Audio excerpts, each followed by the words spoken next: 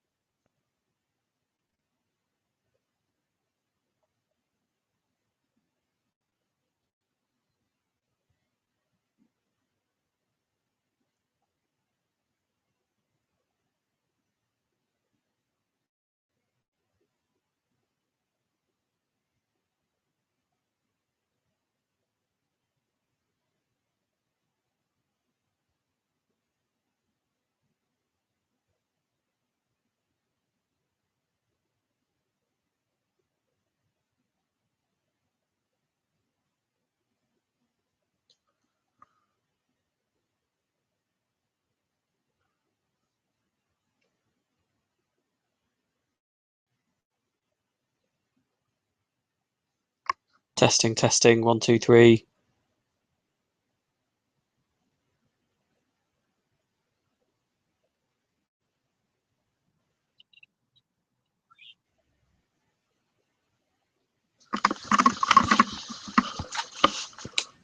Okay, I think this is now working. Apologies for the delay there. All sorts of technical gremlins. I don't know what went wrong. Let's make a start on the paper. I will work through all of the questions. This is the June 2015 Newtonian World paper, so last year's paper. I'll work through all the questions and occasionally might pause for some questions. There's a bit of a lag between what I say and what you see, so bear with that. And at the end, I'll give 10 minutes or so for any random questions. So without any further ado, let's make a start with question number 1.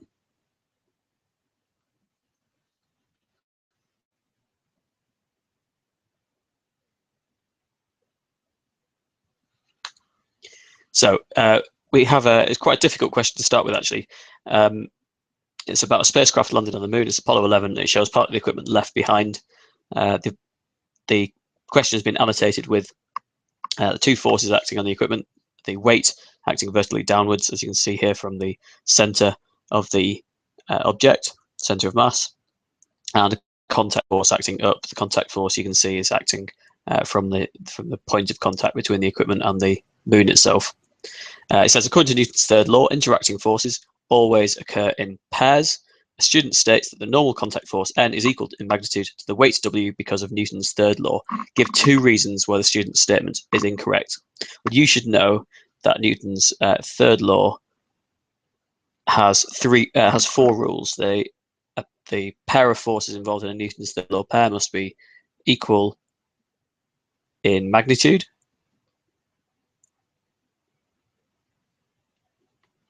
They must be opposite in direction.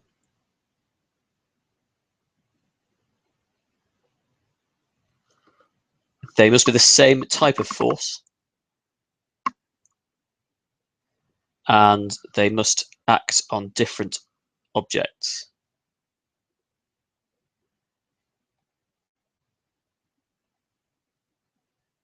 So let's apply those rules to the contact force and the weight. You can see that they will be the same size. That makes complete sense. It's in equilibrium, so they are the same size. So it meets the first criteria.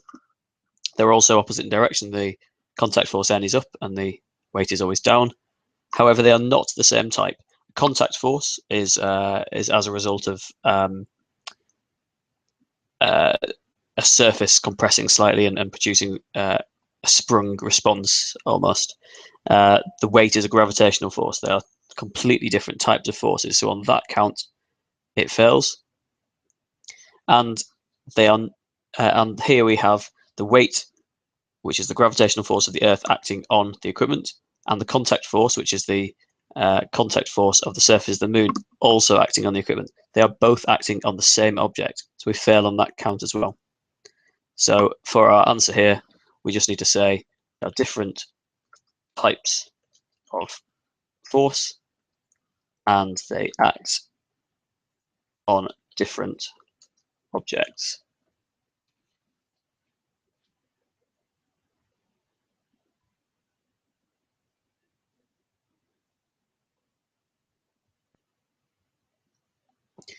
Question 2 says use Newton's third law to state the magnitude and location of the force pairing up with the weight W. So it's the partner force, the third law pair that goes with the weight, must be equal in size and opposite in direction. So the magnitude will be equal in magnitude to W. So it's the same force as W.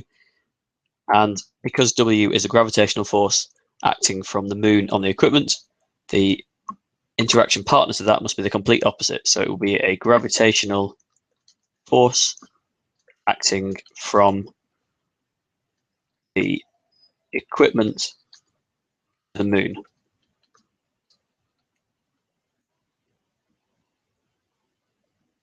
Now, part B is an especially tricky question. It's a sort of a projectile motion question, really, which is a little unusual for a Newtonian World paper, in which it's asking you to derive algebraically that the horizontal distance traveled by the ball is directly proportional to u squared.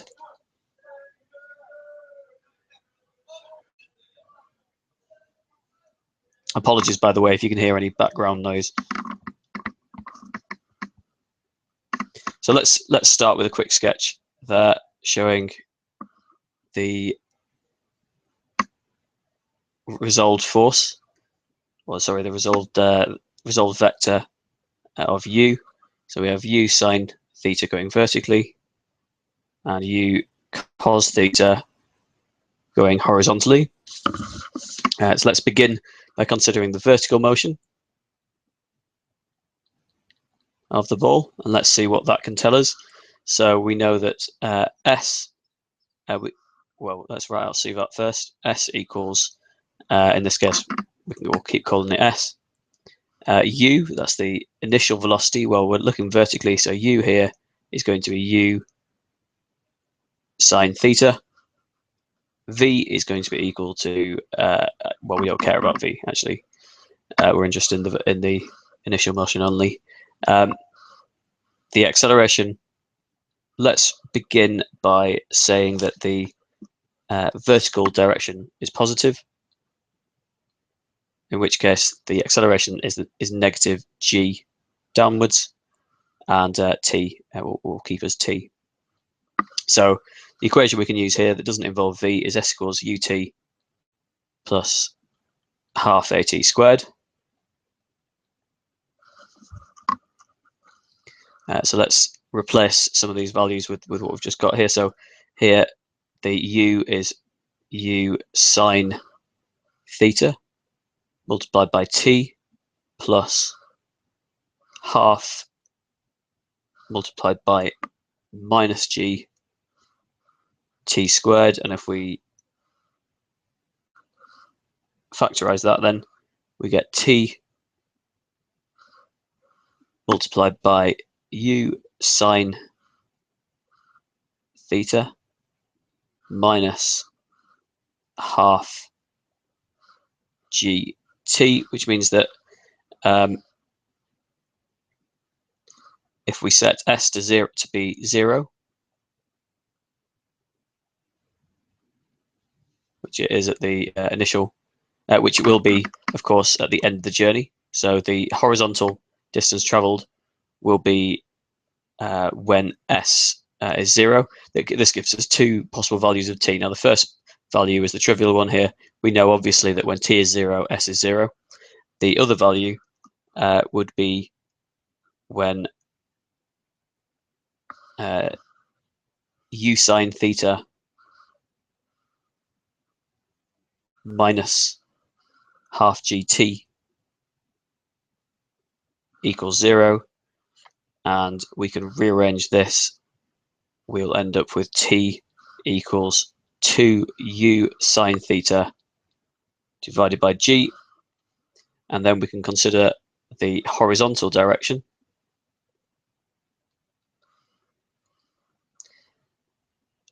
where velocity is constant, so speed is distance over time, or here in this case the displacement is equal to the initial velocity multiplied by time, initial velocity u cos theta multiplied by t, and we know that t is equal to 2u sine theta over g, so we can plug that in, and it will eventually give us 2u squared cos theta sine theta divided by g, and for a constant theta, that tells us a constant theta and a constant g, and obviously 2 is a constant, that tells us that s is proportional to u squared. Now that is, if you ask me, a very difficult question, and one that takes an awful lot of work for 3 marks, but there you go, that's the solution to it.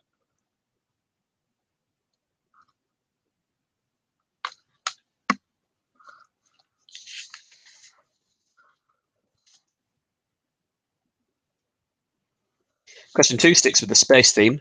We have a solar-powered ion propulsion engine, and the way this works is that ions are ejected at a constant rate from the rear of the spacecraft, and that causes the spacecraft to be accelerated in the other direction. So first of all, we need to calculate the mass of one xenon ion. We've been told that the molar mass of xenon is 0.131.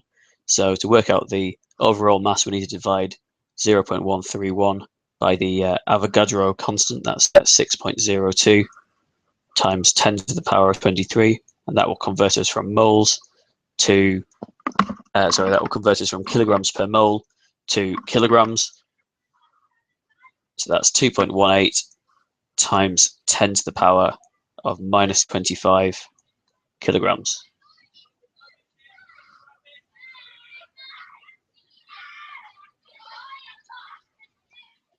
Part 2, the engine is designed to eject 0.5 times 10 to the power of 18 xenon ions per second.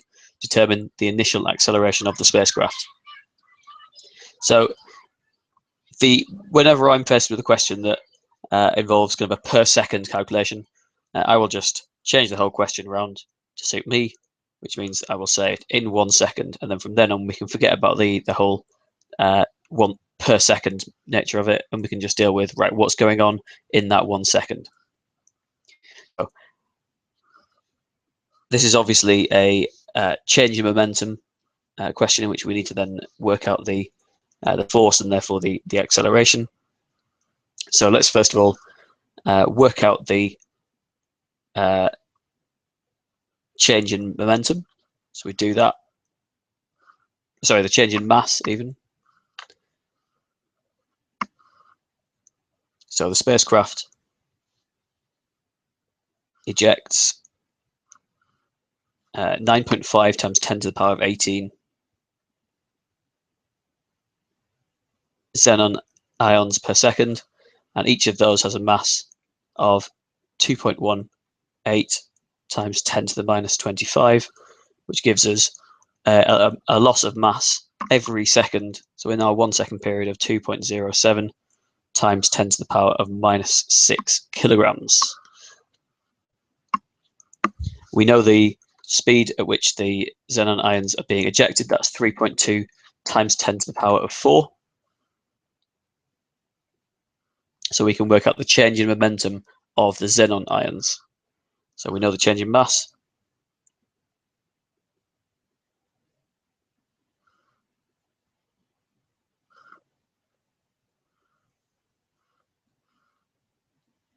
(2.07 times 10 to the minus 6 multiplied by 3.2 times 10 to the power of 4. And that gives us 0.0622 kilogram meters per second. So our change in momentum. We know that F is equal to the change in momentum divided by the change in time, the rate of change in momentum.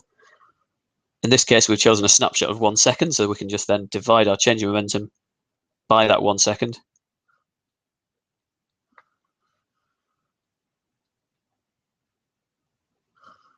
And finally now, so that tells us the force that is acting on the spacecraft as a result of the xenon ions being ejected out of the back. Or rather, that tells you the force that the spacecraft is exerting on the xenon ions out of the back. Newton's third law tells us that that force will equal and opposite to the force pushing the spacecraft forward.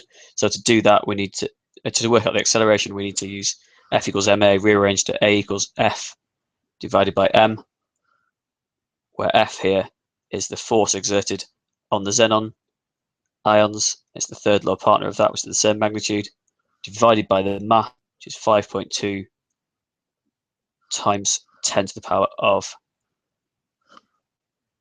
3. That's the mass of the spacecraft, which gives us the acceleration of the spacecraft as 1.27 times 10 to the minus 5 meters per second. Again, quite an involved calculation.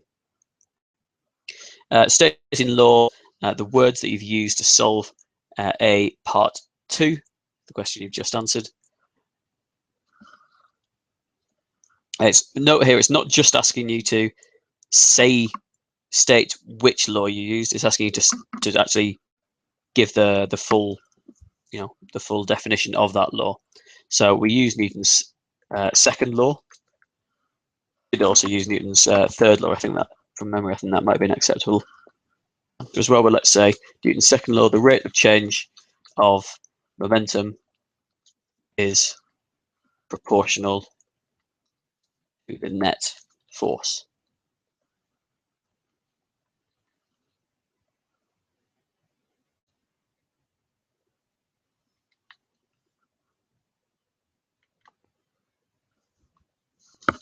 Part 4, state and explain how you'd expect the acceleration of the spacecraft to change, if at all, while the engine is running. So the force being delivered by the xenon ions is constant.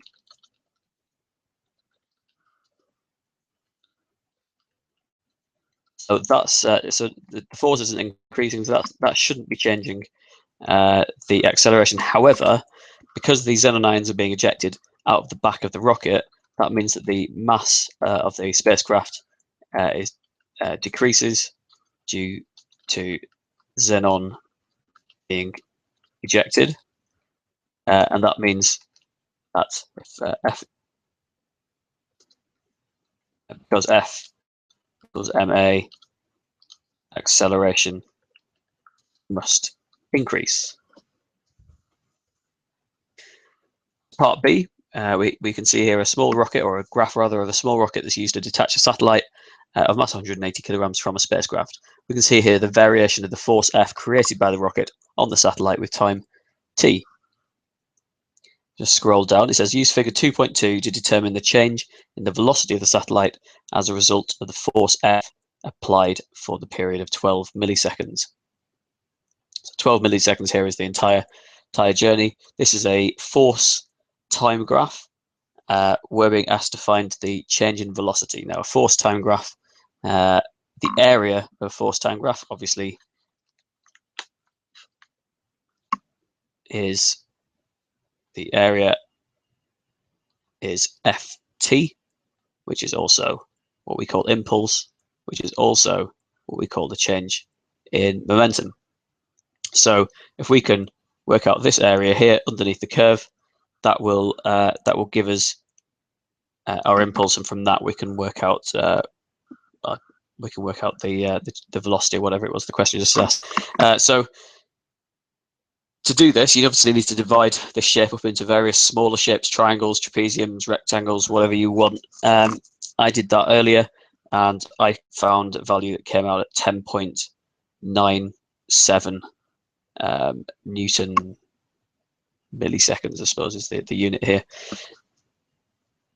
The actual mark scheme gives a couple of ranges. So if you were very precise, you'd get 2 marks. If you were slightly less precise, you'd still get 1 mark for the calculation of the area. So we've got the area here as 10.97, and that is, as we say, equal to the impulse, which is equal to the change in momentum. Now we're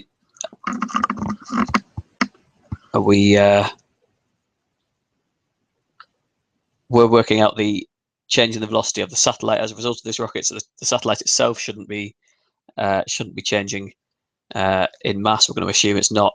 So we'll keep the mass constant. So that's delta P equals m delta V, mass times the change in velocity. So the change in velocity here is going to be equal to 10.97 divided by the mass of the satellite, which was 180 kilograms. And that gives us a change in velocity of 0.061 meters per second. Part 2 says describe how the acceleration of the satellite varies between 0 and 10 seconds.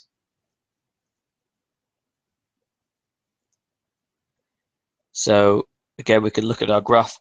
Force is equal to ma, which means that it is also proportional to acceleration. So this force time graph is also the same as an acceleration time graph. We can see in the first 3 seconds, we have an increasing acceleration. It's not a constant acceleration. This is not a velocity time. This is essentially an acceleration time graph. So the acceleration is increasing linearly, constantly, up until 3 seconds.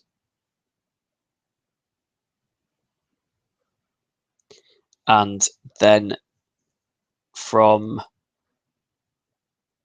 3 seconds till 6 seconds, or a little over 6 seconds, maybe 6.5 seconds, the rate at which the acceleration is increasing has slowed down, but it is still increasing.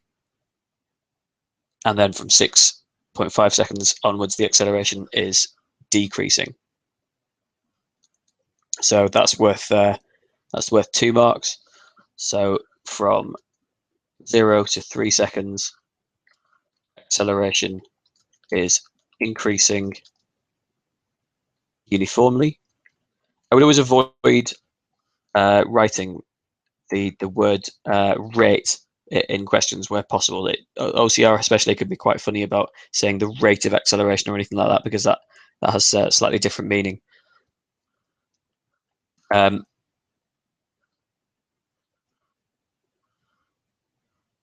From 3 seconds to about 6.5 seconds, I am going to use the word rate here, but the rate of increase of acceleration decreases. Of course, that's saying that acceleration is still increasing, but the rate of the increase of the acceleration has decreased. And from 6.5 seconds onwards, acceleration is decreasing.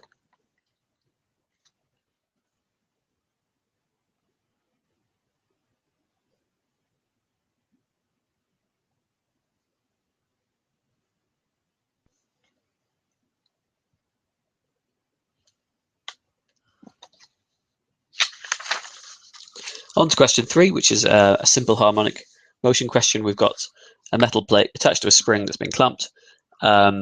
It's pulled down and released. Perform simple harmonic motion in a vertical plane with a natural frequency of 8 Hertz, and the spring is in tension at all times. In other words, the metal plate never jumps up above the spring and prevents it from being in tension. On figure 3.2, sketch an acceleration against a displacement graph for the motion of the metal plate. You're not required to give values on the axes. This is a graph that you need to have burned into your retinas. It is the very definition of simple harmonic motion. You know that the definition for simple harmonic motion is that the acceleration of an object is proportional to the negative of its displacement. That is the definition of simple harmonic motion. So we should have a straight line relationship between a and x, but with a negative gradient because of the minus sign there. So we do just draw a line through the origin, straight line, like that. You see my graphics tablet skills are not very good there, but you can see, there we go, straight through the origin.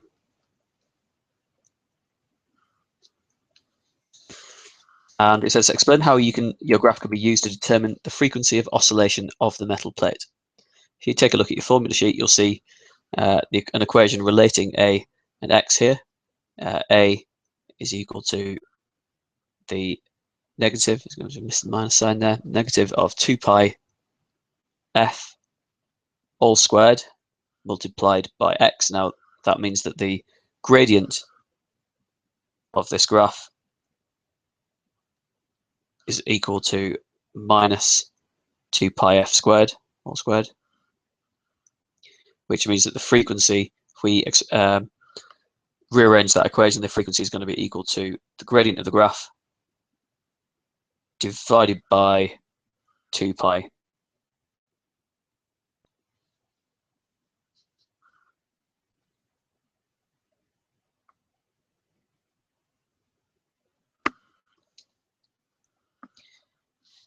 Part B, figure 3.3 shows the variation of the vertical velocity with time t at a frequency of 8 Hertz. Use the graph to determine the amplitude of the motion. First of all, so many students will make the mistake here of just reading off the graph. This is not a waves question from AS. This is a simple harmonic motion question. You'll notice for a start, this isn't a displacement time graph. It is a velocity time graph. So we need to use the equation that relates the velocity and the amplitude, and that equation is that V max, so that's the maximum velocity of the oscillator, is equal to 2 pi f multiplied by the amplitude. We're looking for the amplitude, so we can rearrange that to get A is equal to V max divided by 2 f. And now we can read off the graph here, and you'll see the peak at the top here is at 0.09 meters per second. That's the maximum velocity of our oscillator. So we divide that by 2 pi. We know that it's 8 Hertz, so 2 pi times 8. And that gives us a maximum amplitude of 1.8 times 10 to the minus 3 meters. And the maximum vertical acceleration of the plate, again, we need to use select an equation that that relates the acceleration and the displacement. So that equation will be A equals minus, this time 2 pi f squared multiplied by x. Now, again, the definition of simple harmonic motion, we know that the maximum acceleration is going to come when we have our maximum displacement.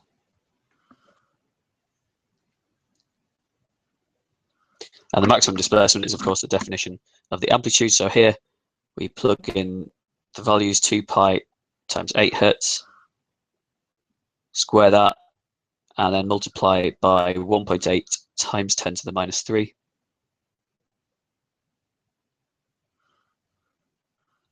And it gives us a value of 4.52 meters per second squared.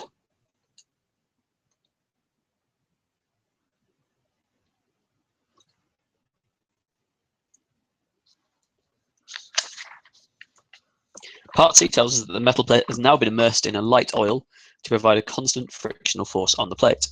On figure 3.4, draw carefully the graph you would expect to obtain for the variation of the vertical velocity v with time t. As a guide, a copy of the graph in figure 3.3 has been drawn for us here. That's very nice of them. So I'm probably not going to draw this very well on here. The key thing, there's two key points that you'll be looking for when you're marking. First of all, your graph should have the same frequency, which means that you should be crossing the time axis at exactly the same points. You must be very, very precise with that to within half a small square. And the amplitude, every time it oscillates backwards and forwards, the amplitude must be getting smaller and smaller. So I'm gonna have a go at drawing this, but those are the criteria you'd be looking for, even if I can't draw this particularly neatly on my computer. So there it goes, amplitude getting lower and lower. I'm crossing the axis at the same points each time.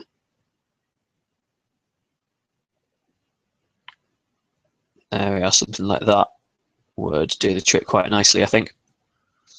I should get you both marks.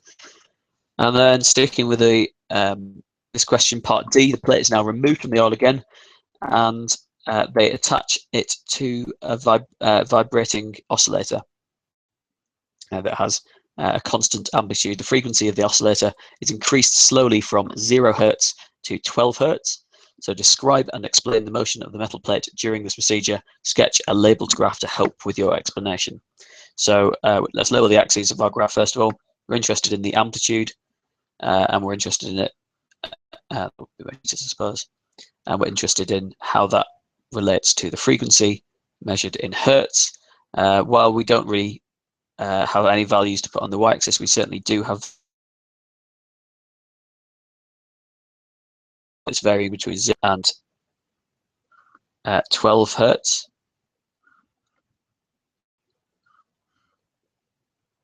And we also know that 8 Hertz is the natural frequency, so we can put a dashed line. Also, I've got a very messy dashed line there, but you get the idea. That should be a vertical dashed line going up, and that is F0, the natural frequency. And what we're looking for here is some sort of bell curve peaking at 8 and dropping back down again. Again, I haven't drawn that very well. The peak should be here. The diagram on its own isn't enough though, so we need to have the max amplitude. So the maximum amplitude is at F equals 8 Hertz, the natural frequency, and that's describing what's happening. We then need to explain what's happening. So we're saying that resonance occurs when the driving frequency, so that's the frequency of the oscillator, is equal to the natural frequency of the spring.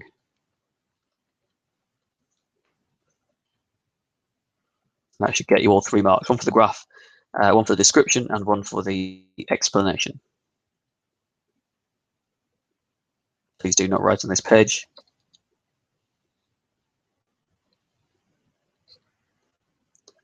A small act of rebellion. Question 4. Write a word equation which states Newton's law of gravitation. Quite a strange question, this. Essentially, you need to look on the formula sheet to get your a simple equation, and then you need to put it into words. I suppose in this case, we can drop the gravitation constant, so we can say that force is proportional to, and we put in some brackets, mass 1 multiplied by mass 2 divided by the separation of the masses squared. That's worth a mark. Part B, a planet of mass m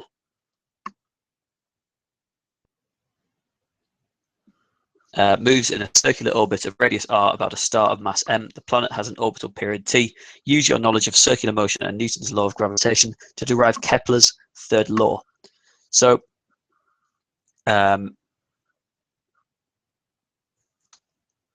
this is a useful definition to be aware of.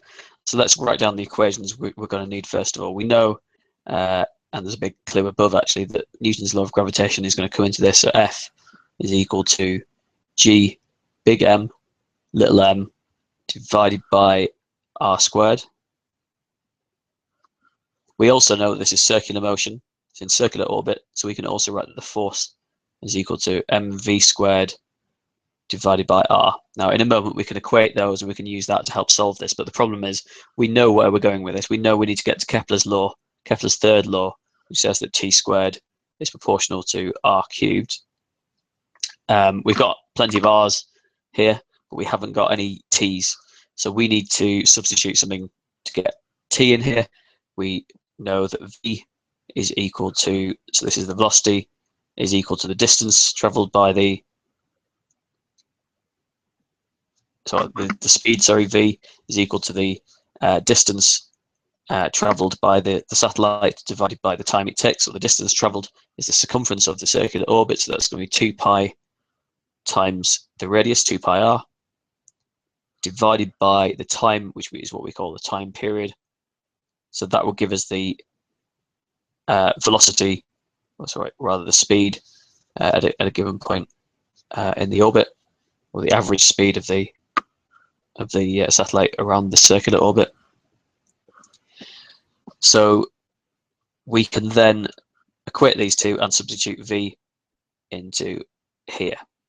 So let's begin by doing g, big M, little m, over r squared is equal to f, sorry, no it's not, is equal to little m, and then we substitute in 2 pi r divided by t squared, and let's make sure we divide that side as well by r, that's the left over there. And we can do some cancelling. Of course, the small m's go, that's the mass of the planet, the orbiting planet. The r can be cancelled on this side, which cancels out the square on this side. And that leaves us with big G, big M divided by r is equal to 4 pi squared r squared divided by t squared. And if we do a little bit of rearranging, that will eventually give us G, big M divided by 4 pi squared multiplied by t squared is equal to r cubed. So we can say, as we expected, that t squared is proportional to r cubed, which is Kepler's third law.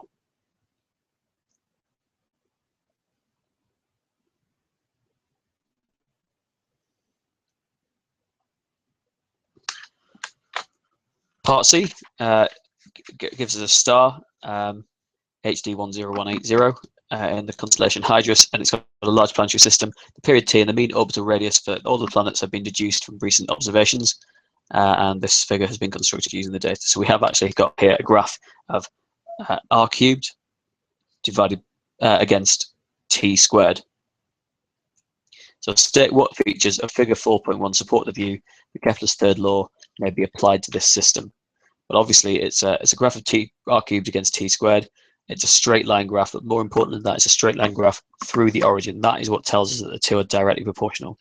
So it is a straight line graph through the origin, which is absolutely essential. You must say it goes through the origin, because it could be a straight line, but that wouldn't make it proportional unless it was through the origin. Use figure 4.1 to determine the mass of the star HD 10180. Well, from our earlier work, when we were deriving Kepler's third law, we know that r cubed is equal to g m divided by 4 pi squared, all multiplied by t squared. And we have a graph here of y equals mx plus c. There's no y-intercept, so we don't need to worry about the c, which means that our gradient is equal to g m over 4 pi squared. So let's work out what that gradient is. We do change in y over change in x. So the change in y here is 15 minus 0 times 10 to the power of 34. And the change in x is 4.5 minus 0 times 10 to the power of 16.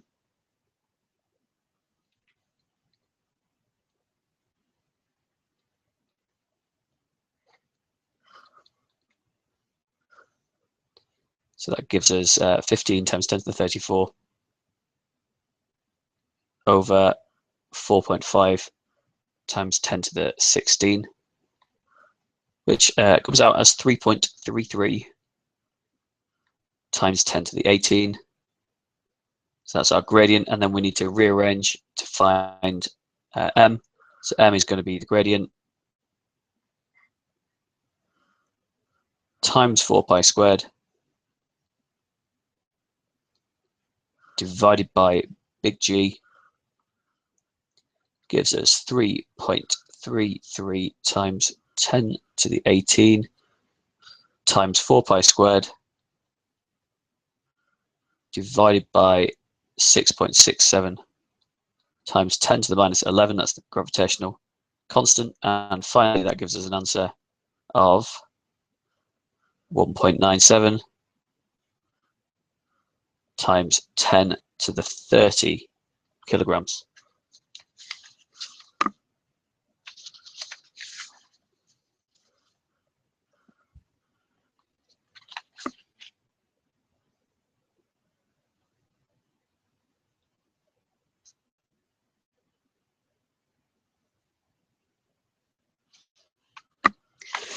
Question 5. Lasers are often used to form precision welded joints in titanium. To form one such joint, it's first necessary to increase the temperature of the titanium to its melting point.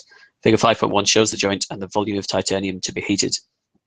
The photon beam from the laser is focused on the shaded area of the joint and is converted into thermal energy in the titanium. The wavelength of the photons is 1.1 times 10 to the minus 6.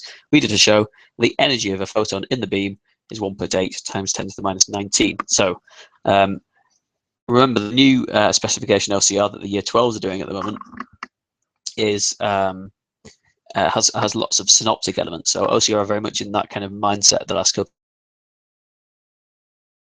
They're increasing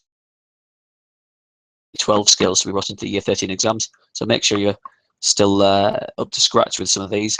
The equation that relates energy and wavelength is, of course, E equals hc over lambda.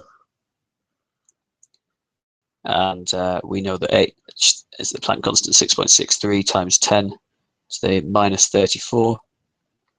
And the speed of light is 3 times 10 to the 8.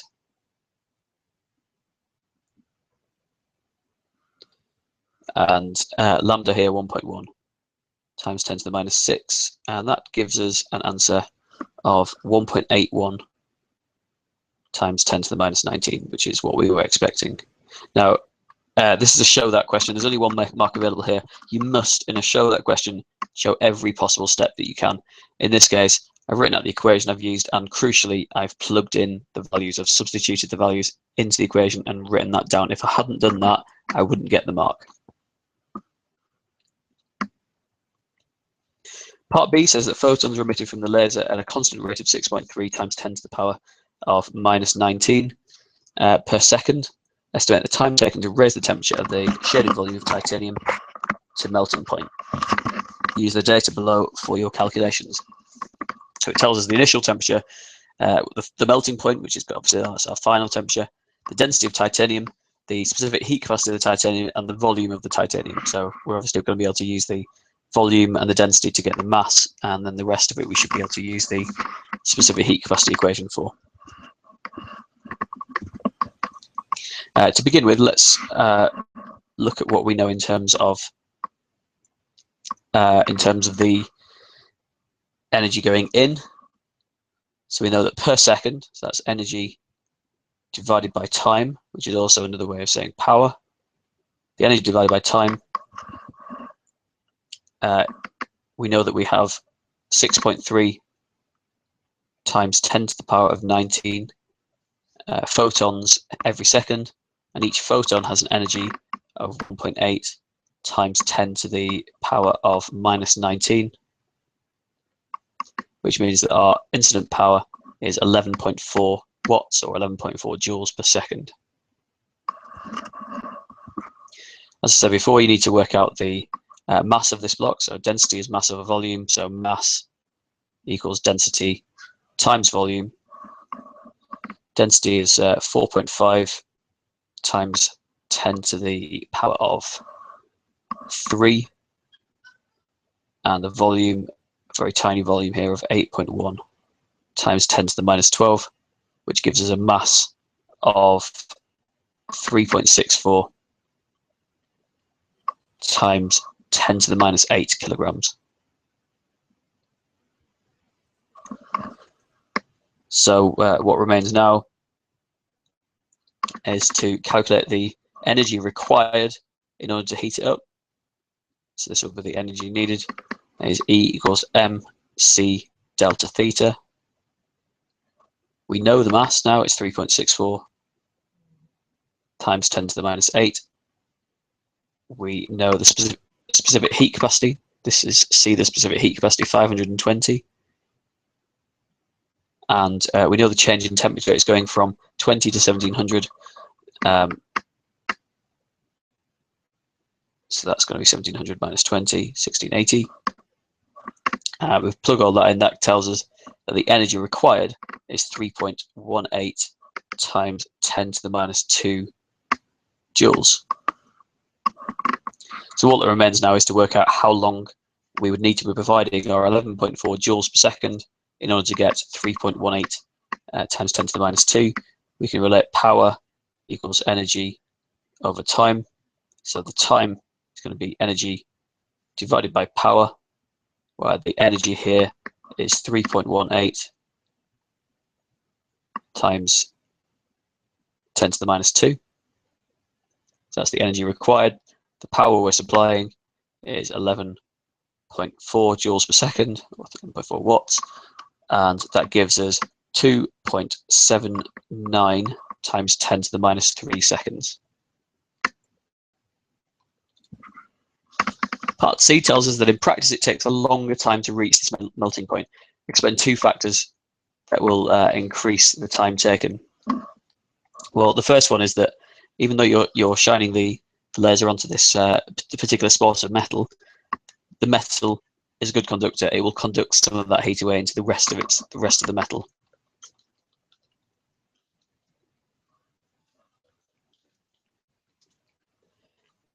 So important you don't just say something woolly like the heat will be lost to the surroundings. That's not good enough here. We're looking for a very specific place for the heat to go, and a lot of the heat will be conducted into the titanium. And the other thing is we're heating it up by shining a laser beam on it. Not all of that laser light will be absorbed by the metal. A lot of it will actually be reflected back. So the photons, some photons,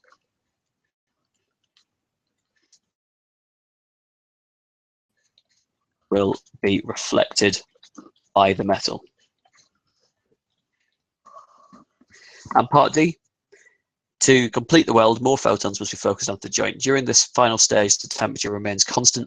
Explain why this is to be expected. So once you've got it up to temperature, you're continuing to shine more photons on it as the joint's melting, but the temperature is remaining constant. Well, this is to do with the latent heat of fusion. So heat energy is going into the joint, but it's not increasing the temperature because that is being used instead to turn the solid into a liquid. So the energy from photons is used to increase potential energy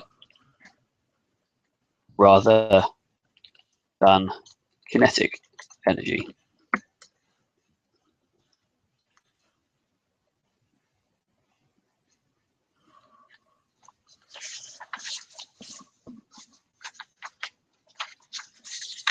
And on to the final question, question 6.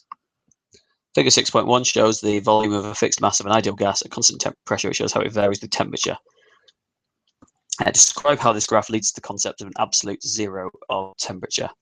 So if we were to extrapolate our graph back, you would see that we would get a straight line that would cross the origin here at 3, what we expect to be absolute zero.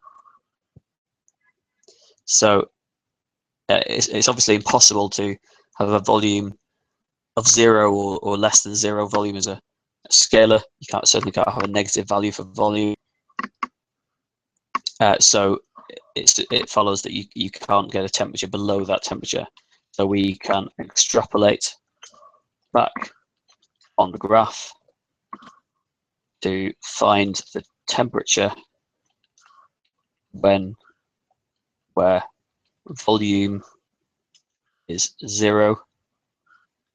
This is absolute 0.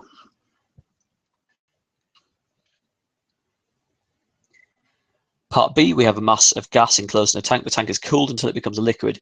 During this process, its energy changes, its internal energy changes. So first of all, state what is meant by the internal energy of the gas. This is one of these ones you need to just learn by heart.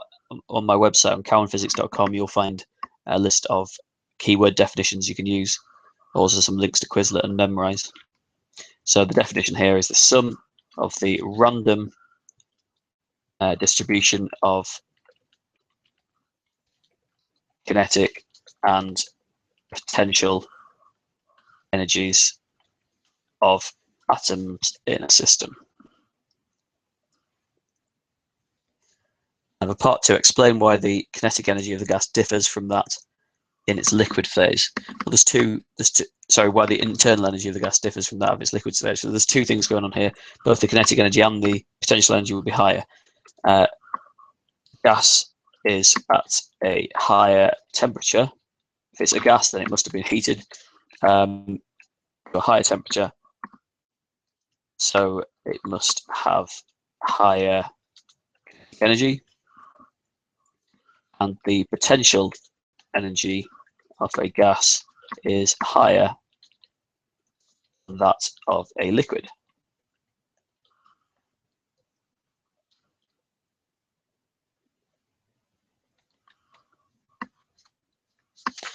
Part C, we get some questions about ideal gas equations.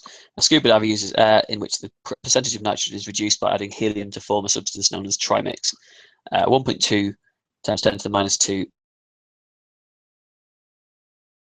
20 degrees C. Calculate the pressure in the tank. So we can use the equation PV equals nRT. The reason I've selected that equation is because the little n here is the number of moles of a substance, so it means we don't have to be converting to the big N number of particles. So we can rearrange that to get pressure. Pressure is going to be nRT divided by V, which gives us 45 times 8.31 times 293, which is 20 degrees in Kelvin. Don't forget that the ideal gas equation requires you to use Kelvin. Divided by our volume, which is 1.2 times 10 to the minus 2. And that gives us a pressure of 9.13 times 10 to the power of 6 pascals. Part 2, the tank's been connected to a cylinder with volume 2 times 10 to the minus 3, containing helium at a pressure of 5 times 10 to the 7 and a temperature of 20 degrees. The valve is open, allowing the gases to mix. When mixed, the final temperature is 20 degrees. Calculate the final pressure of the resulting trimix in the scuba tank helium cylinder system. So first of all, we don't have enough information here. We don't know exactly how much helium is in that cylinder in terms of the number of moles of helium that have been provided. So start by just thinking about the helium alone before even the valve is opened. We have PV equals nRT, so N equals PV divided by RT. The pressure of the helium is 5 times 10 to the power of 7. The volume is 2 times 10 to the minus 3. Divide that by R. And the temperature, which again is 200, give us 41 moles of helium gas. We then open the valve and see what happens to the overall mixture. So in the mix, we have the pressure is equal to nRT over V, the same calculation as we did earlier, I think. Now, the N we have here is the combination of the 45 moles of the air and 41 moles of helium. Multiply that by 8.31 times 293. Divide that by the combined volume of the two tanks now, because they are now spread across the two tanks, so that's 1.2 times 10 to the minus 2 plus 2 times 10 to the minus 3.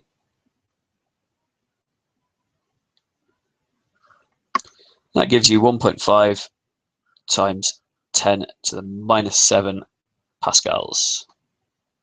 And the very, very final question of this paper. Explain why you would expect the pressure to decrease when the tank is used by a diver in water where the temperature is 4 degrees.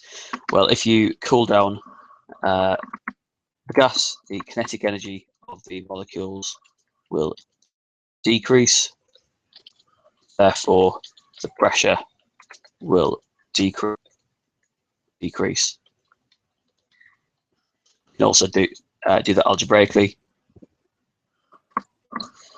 We know that EV equals NRT.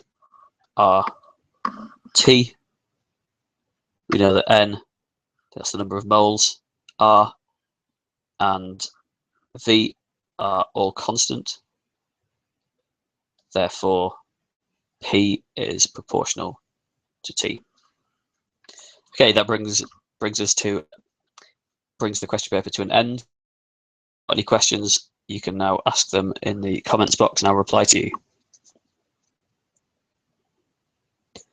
So the only question we can see here, Tajwa says, few questions. Why does the value of G tend to 0 as we approach the center of the Earth? Oh, that's a good one. There was a question a few years ago, actually, where you were expected to sketch a graph of this showing how little G varies as you move away from the Earth, and once you're inside the Earth, there's a different pattern. But as over 9,000 dude has just replied, that G is inversely proportional to the separation from the center of the Earth. There is no separation if you get to the center of the Earth. Any predictions for Monday's paper? No, sorry.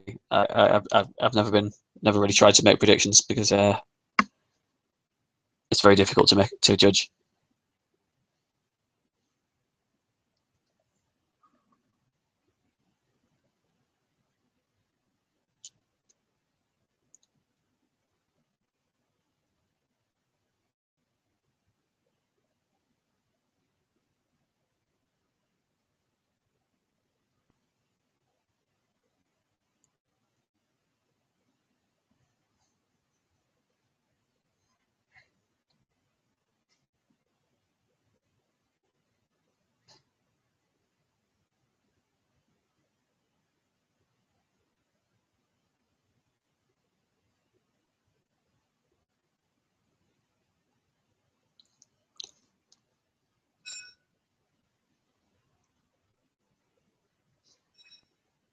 Okay, over 9,000 dudes says for the area questions when you have to guess them, any easy way of doing it? I assume you mean where you have to estimate the area under a curve.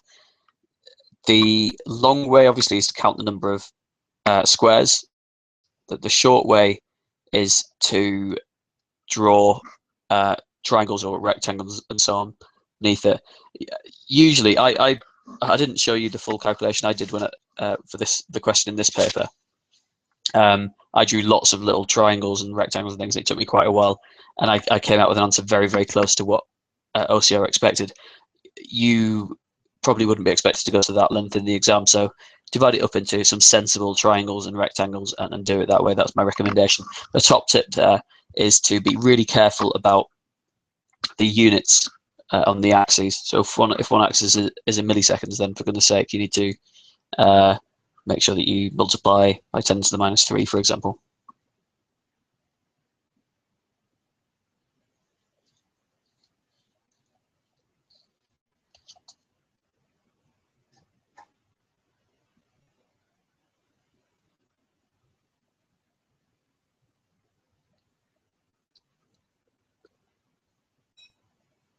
Okay, if there's no more questions, I'm going to stop this now. But remember, the video will be available online indefinitely, so you should be able to. You can go back and rewatch any sections you weren't sure about. I think elsewhere on the channel, I also have another walkthrough of a Newtonian World paper. So thank you very much for tuning in.